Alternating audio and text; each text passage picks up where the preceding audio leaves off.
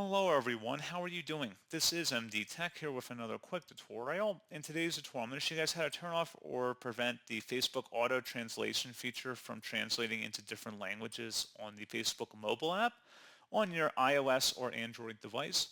So if you want to disable this auto translating feature, in today's tutorial I'm going to show you guys how to do it. And without further ado, let's go ahead and jump right into it.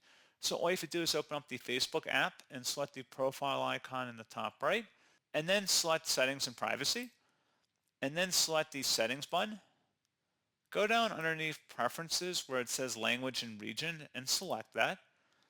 Where it says languages you do not want to be offered translations to, you can go ahead and select that, and then you can go ahead and add it to the list of languages that maybe you are following pages for and it's translating them into those languages. And you can also select languages you don't want automatically translated. So if you select that, you can select different ones from the list here, and then you would select the Save button to save it. So you go ahead and select the language and then select Save, and then that would take effect pretty quickly. So pretty straightforward process, guys, on that. And as always, thank you for watching. I do hope I was able to help you out, and I do look forward to catching you all in the next tutorial. Goodbye.